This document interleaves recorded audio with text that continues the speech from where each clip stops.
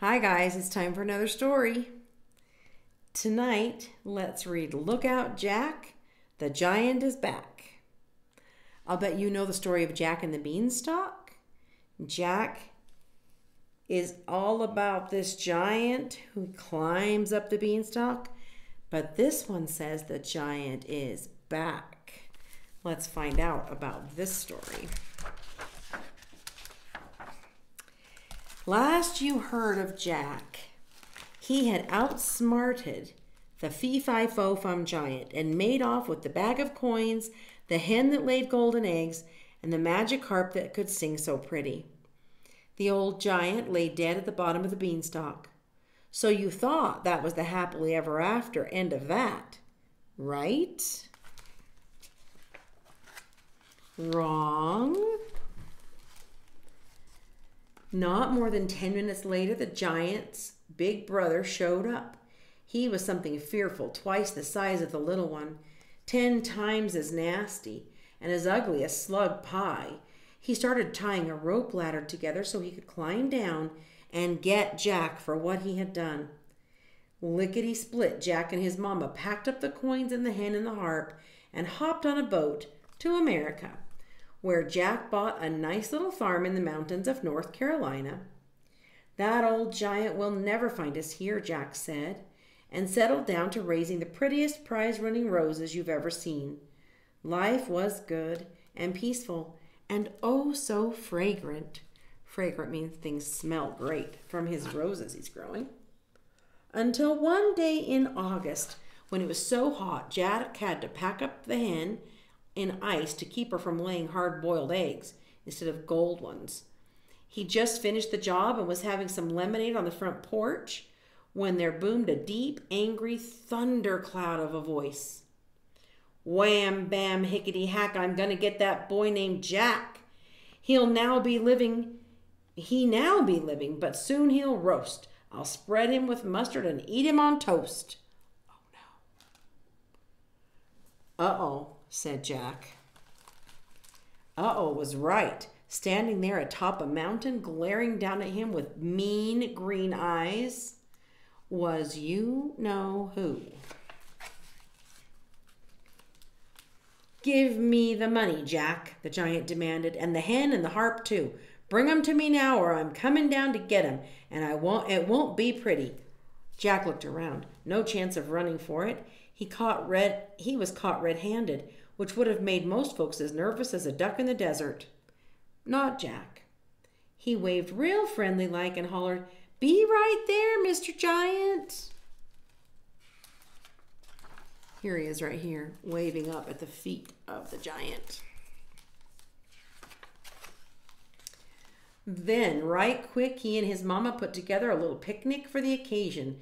373 platters of southern fried chicken, 600 pounds of mashed potatoes with gravy, huge heaps of boiled okra, fried green tomatoes and coleslaw, 1,000 biscuits with sweet cream butter and strawberry jam, 99 gallons of tart apple cider, a red checked tablecloth to spread everything on, and a dozen of his finest, most fragrant, long-stemmed roses for the centerpiece.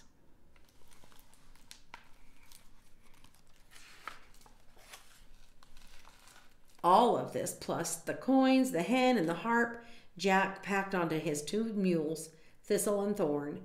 Then up the path he went, whistling like he didn't have a trouble in the world, because you see Jack, being as smart as a tree full of owls, had a plan. As soon as Jack got to the top of the mountain, the giant started in again. Wham, bam, hickety-hack, I'm going to get that boy named Jack. Now he'll be living, but soon he'll roast. I'll spread him with mustard and eat him on toast. Oh, we need to turn this book. Look at that. Then the giant stood back with an evil gap-toothed grin, waiting for Jack to fall all over himself in fear. But Jack smiled and said, "Nice to meet you, Mr. G." "Maybe you didn't hear me right," the giant grumbled. He shouted so loud windows rattled clear up to New York City. Wham, bam, hickety-hack, I'm gonna get that boy named Jack. He'll now be living, but soon he'll roast. I'll spread him with mustard and eat him on toast. as calmly as you please. Jack said, I figured you'd be hungry. He pulled out a platter of that southern fried chicken and waved it in the mountain breeze so the giant could get a good whiff. Think of it as an appetizer, he said, to have before you eat me on toast. Insulted that Jack wasn't responding to his show of ferocity, the giant snatched the chicken out of Jack's hand and shoved it, platter and all, down his throat in one bite. He ate the whole platter. Jack said, by all means, help yourself. He was busy spreading the rest of the picnic goodies out on the red check tablecloth. But tell me, where do you think I should put the roses? So he's trying to set this special place for the giant to eat. Roses, the giant couldn't stand it. Just what did he have to do to get some respect? He snapped down another platter of fried chicken, then another and another.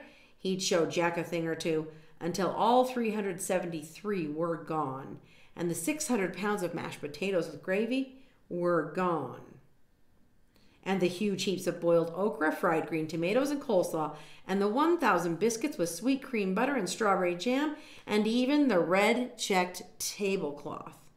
Then he washed it all down with those 99 gallons of tart apple cider. He really can eat, can't he? So there, the giant bellowed after the last gulp. He began again. Wham, bam, hickety-hack. But quickly his volume faded. I'm gonna get that boy named. His stomach was starting to feel a right mite uncomfortable from all that food he'd crammed in. It was too much even for a giant. Oh, you get the point, Jack, the giant moaned. But before I eat you, where's the money? Oh, yeah, Jack said. Sorry, I almost forgot. He hauled out the bag of coins. Here they be, Mr. G. The giant's belly began to rumble and gurgle in a disturbing way. His next words came out with hiccups in between. And the hiccup hen that lays the golden eggs. Did you bring the hiccup hen, Jack? Why, sure, said Jack. He held up the hen and gave it a little peck of a kiss. The giant belched so big. Burp. Folks in the valley thought a thunderstorm was brewing. And the magic harp, he said with a grimace. I want to hear the harp sing.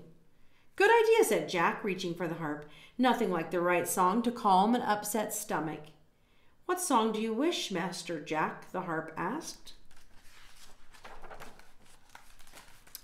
The giant was clutching his belly and had turned a terrible shade of green. Jack whispered into the harp's ear. The harp began to sing. Fee-fi-fiddly-dee, you'll not get the gold, the hen or me. Jack is too nimble, he's just too quick. Watch him run, lickety-split. And with that, Jack took off like a shot. The giant jumped to his feet, screaming, Come back here, you! But quickly doubled over in pain. It looked like Jack was going to make a clean getaway, just like he'd cleverly planned. Until the giant, who was not quite as stupid as Jack had thought, pulled a trick of his own. He kicked off his boots and waved his smelly old toes in the air. Imagine the stinkiest feet ever. Then imagine 10,000 more. One whiff and a flock of geese fainted in midair. Trees keeled over like wilted lettuce. Why, even the clouds in the sky took off for Canada. The smell was so bad. Jack couldn't handle it either. He became dizzy, his knees buckled under him, and he fell to the ground. There he is, just from the stinky feet smell.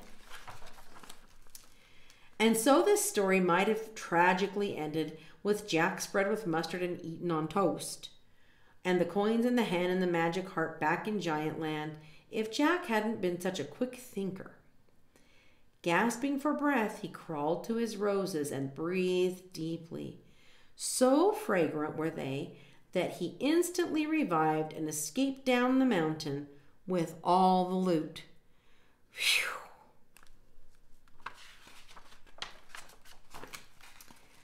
The giant became madder than a rained-on rooster. In a tantrum, he stomped his feet so hard the vibrations went all the way to California, where some folks say they are still shaking things up. He stomped again and again, harder and harder, until the jolts were so powerful that the top of the mountain fell in, swallowing him and his stinky tootsies too. There he stays to this very day. And Jack? Why, he's back on his farm with his mama, gathering golden eggs, listening to that magic harp, and growing the prettiest, most fragrant roses you can imagine. He'll get married soon, I reckon, and live happily ever after. Because this time, that really is the end of the story.